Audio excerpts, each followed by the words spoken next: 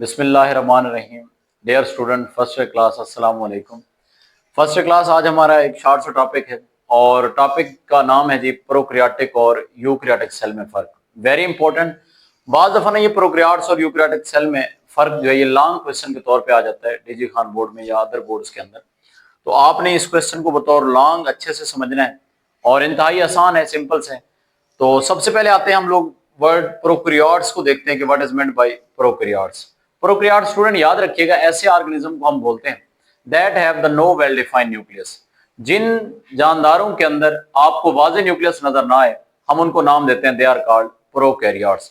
अब उसमें कौन कौन से जानदार आते हैं? जैसे कि हमारे पास आर्किया है, उसके बाद यू बैक्टीरिया है और उसके बाद सियानो बैक्टीरिया जो है। ये तीन कैटेगरीज हमारे पास बैक्टीरिया की हैं, आर्किया और उसके बाद जी यू बैक्टीरिया और उसके बाद थर्ड एक कैटेगरी हमारे पास सियानो बैक्टीरिया जो कि फोटोसिंथेटिक बैक्टीरिया होते हैं। ये सारे के सारे बैक्टीरिया ना दरअसल प्रोकैरियोट्स के अंदर आते हैं। ठीक है जी। तो सबसे पहले आते हैं जी, इसकी जो फर्स्ट कैरेक्टर है वो हमारे पास है that have the no definite nucleus. Student, इनमें वाज़ेह न्यूक्लियस नहीं होता। और दूसरा पॉइंट जो मैंने आपको यहाँ पे बताया है कि प्रोकैरियोट्स और यूकैरियोट्स में जो पहला मेजर फर्क है वो यही है कि प्रोकैरियोट्स में वाज़ेह न्यूक्लियस मौजूद नहीं होगा, लेकिन यूकैरियोटिक सेल के अंदर आपको वाज़ेह तौर पर न्यूक्लियस नजर आएगा। ठीक है जी। उसके बाद दूसरा जो पॉइंट आपने याद रखना है वो ये याद रखना है कि that have the no membrane organelles.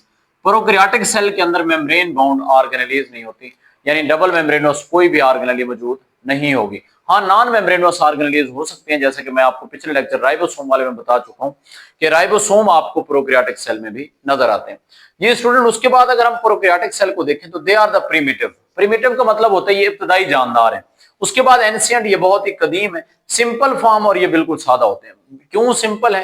क्योंकि ये जितने भी जानदार इस ग्रुप में आ रहे हैं ना, तो स्टूडेंट आपने याद रखना है ये सारे के सारे यूनिसेलुलर हैं। ये हमेशा यूनिसेलुलर होती है, इस वजह से मैंने वर्ड यूज किया कि इनकी सिंपल फॉर्म होती है। उसके बाद हम बात करते हैं इनके राइबोसोम पर कि इनके राइबोसोम जो है वो हमेशा साइटोप्लाज्मिक होते हैं, यानी साइटोप्लाज्म के अंदर आपको डिस्पर्सल नजर आते हैं। और इनके राइबोसोम हमेशा साइज में स्मॉल होते हैं और 70s होते हैं। 70s पे मैं आपको बता चलूं, इनके दो सब यूनिट होंगे। एक होगा जी लार्ज सब यूनिट 50s का और दूसरा होगा स्मॉल सब यूनिट, वो हमारे पास होगा 30s का। ठीक है जी। तो यहाँ पे मैं एस पे बात जो है वो कर चुका हूँ। आपके राइबोसोम जो कि हमारा पिछला लेक्चर था उस पर मैं क्लियर आपको बता चुका हूँ कि 70s क्या है, 50 क्या है, 30 क्या है, या फिर ओवरऑल एस जो है वो क्या है, इस पे मैं आपको डिटेल दे चुका हूँ।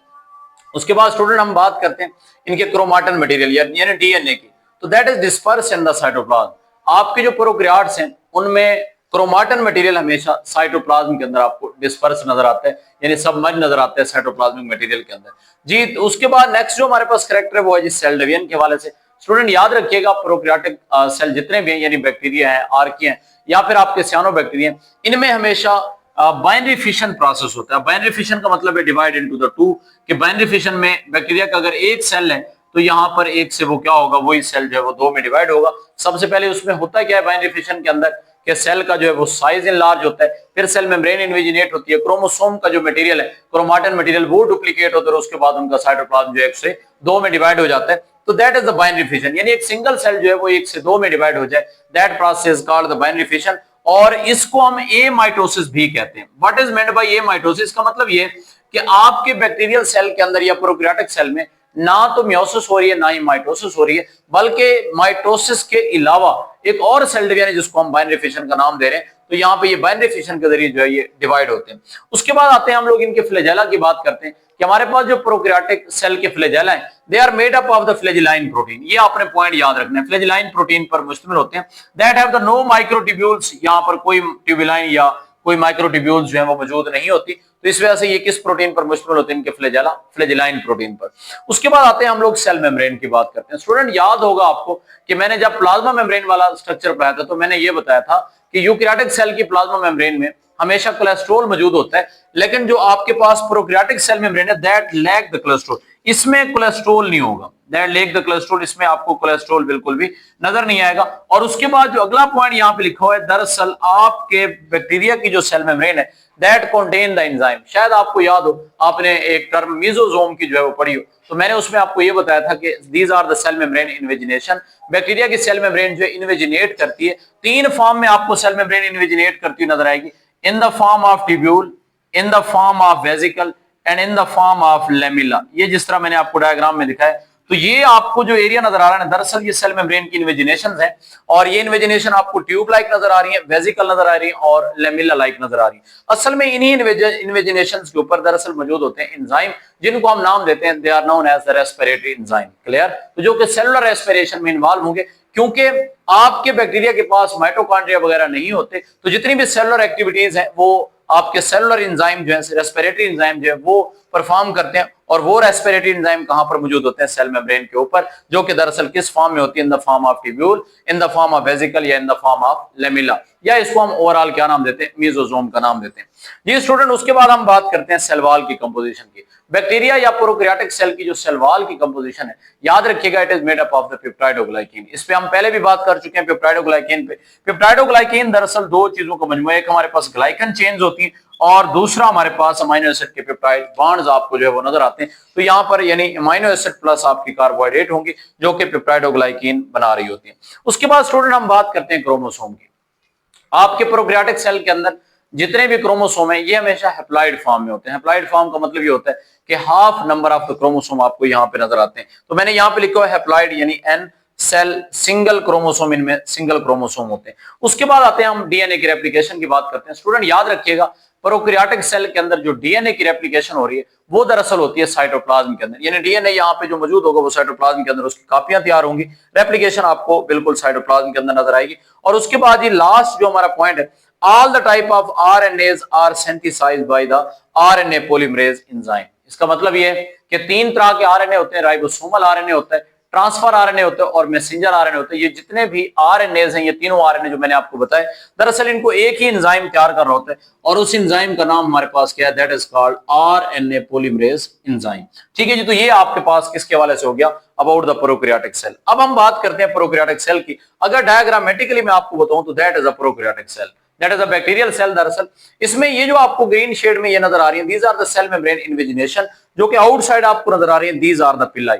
पिलाई का रोल ये होता है स्टूडेंट, याद रखिएगा, जितने भी आपके ग्राम नेगेटिव बैक्टीरिया होते हैं उनमें ये पिलाई इस्तेमाल होते हैं for the mating process, for the conjugation process. यानी दो बैक्टीरिया आपस में जब मिलाप करते हैं, कॉन्जुगेट करते हैं, तो उस वक्त ये कॉन्जुगेशन में इन्वॉल्व होते हैं, पिलाई जो है। उसके बाद स्टूडेंट ये आपको एरिया नजर आ रहा है, that is known as the basal body. Basal body याद रखिएगा वो एरिया है from where the flagella is arise, वो जगह जहां से फ्लैजेला अराइज हो हम उसको बेसल बॉडी का नाम देते हैं। और ये जो है फ्लैजेला है, that is a whip like structure, आपको बिल्कुल ये चाबुक की तरह जो है या हंटर की तरह आपको ये नजर आ रहा है। और इसका काम ये होता है कि ये बैक्टीरियल सेल को क्या देता है? ये मूवमेंट देता है। उसके बाद स्टूडेंट हम बात करते हैं इसके साइटोप्लाज्मिक एरिया में क्या क्या मौजूद होता है। साइटोप्लाज्मिक एरिया के अंदर मौजूद है एक डबल सर्कुलर डीएनए, जिसको हम प्लाज्मिड का नाम देते हैं। और प्लाज्मिड के हवाले से याद रखिएगा, ये बायोटेक्नोलॉजी के अंदर इसका बड़ा अहम किरदार है और ये किस काम में इन्वॉल्व होता है? बायोटेक्नोलॉजी में बतौर वेक्टर हम लोग जो है वो यूज करते हैं। और इसमें आपको दो कैटेगरीज के प्लाज्मिड ज्यादा मिलते हैं, एक हमारे पास है PSC101 और दूसरा हमारे पास होते हैं PBr322। क्लियर है? उसके बाद आते हैं इन प्लाज्मिड के ऊपर क्या मौजूद होते हैं? रेजिस्टेंस जीन मौजूद होती है, यानी यहाँ पर ड्रग रेजिस्टेंस जीन होंगी, एंटीबायोटिक रेजिस्टेंस जीन होंगी, इंसेक्ट रेजिस्टेंस जीन होंगी, हैवी मेटल रेजिस्टेंस जीन होंगी। तो ये रेजिस्टेंस काज करने के लिए यहाँ पर ये मौजूद होते हैं। उसके बाद बैक्टीरिया की ग्रोथ और डेवलपमेंट में जो डीएनए इन्वॉल्व है वो हमारे डबल स्टैंडर्ड डीएनए होते हैं। ठीक है, ये ग्रोथ और डेवलपमेंट में इन्वॉल्व होते हैं। साइटोप्लाज्म के अंदर इनके राइबोसोम आपको नजर आते हैं, जैसा कि ये डायग्राम में आपको ये राइबोसोम नजर आ रहे हैं। ये साइटोप्लाज्मिक राइबोसोम होते हैं, स्मॉल इनका साइज होता है और ये हमेशा क्या होते हैं? 70s होते हैं। क्लियर है जी? उसके बाद इनमें सेल मेम्ब्रेन मौजूद होती है। सेल मेम्ब्रेन में आपको बता चुका हूं। सेल वॉल मौजूद होती है। सेल वॉल के बाद आपको ये ब्लैक शेड में जो नजर आ रहा है ये आपको नजर आ रहा है जी कैप्सूल। और ये कैप्सूल और स्लाइम जो है, याद रखिएगा स्टूडेंट, ये पैथोजेनिसिटी काज करने के लिए, किसी भी दूसरे सेल के सरफेस के साथ अटैचमेंट के लिए ये कैप्सूल इन्वॉल्व होते हैं। ठीक है जी, तो ये हमारे पास किसका सेल का स्ट्रक्चर है? दैट्स द प्रोकैरियोटिक सेल, जिसकी डायग्राम आपको यहाँ पे नजर आ रही है। उसके बाद स्टूडेंट हम बात करते हैं यूकैरियोट्स के ऊपर कि व्हाट आर द यूकैरियोट्स। सबसे पहले तो आपने ये याद रखना है कि यूकैरियोट्स हमारे वो जानदार होते हैं that have the definite nucleus, जिनमें आपको वाजे बिल्कुल न्यूक्लियस नजर आए, हम उनको नाम देते हैं they are called eukaryote. Student याद रखिएगा, बैक्टीरिया को छोड़कर आपके जो आर्किया, यू बैक्टीरिया या सियानोबैक्टीरिया, इनको छोड़कर बाकी जितने भी जानदार हैं आपके, जैसा कि आपके प्रोटिस्टा हैं, आपके फंजाई हैं, आपके प्लांट्स हैं या फिर आपके एनिमल्स हैं, they are all present in the eukaryotic group. ये सारे के सारे यूकैरियोट्स कहलाते हैं। वजह क्या है कि हम इनको क्यों यूकैरियोट्स बोलते हैं?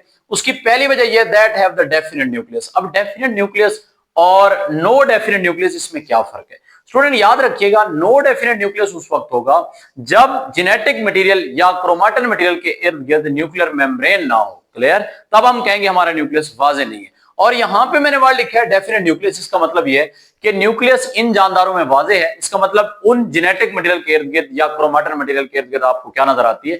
न्यूक्लियर मेम्ब्रेन नजर आती है। तो इस वजह से हम कहते हैं that have the definite nucleus. उसके बाद दूसरा पॉइंट आपने याद रखना है, ऑल द ऑर्गेनेलीज। यहां पे हमने बात की कि नो मेम्ब्रेनोस ऑर्गेनेलीज, नॉन मेम्ब्रेनोस तो आपको बैक्टीरियल सेल में ऑर्गेनेलीज नजर आती हैं, लेकिन जितनी भी ऑर्गेनेलीज हैं, चाहे वो नॉन मेम्ब्रेनोस हैं, चाहे वो सिंगल मेम्ब्रेनोस है या वो डबल मेम्ब्रेनोस है, स्टूडेंट याद रखिएगा सारी की सारी ऑर्गेनेलीज आपको यूकैरियोटिक सेल में नजर आती हैं। लेकिन बैक्टीरिया वगैरह ये जो आपके प्रोकैरियोटिक सेल है, इनमें सिर्फ और सिर्फ आपको क्या नजर आता है? नॉन मेम्ब्रेनोस ऑर्गेनेलीज नजर आती है, सिंगल या डबल मेम्ब्रेनोस ऑर्गेनेलीज आपको नजर नहीं आती। तो एक मेजर डिफरेंस आपका ये हो गया।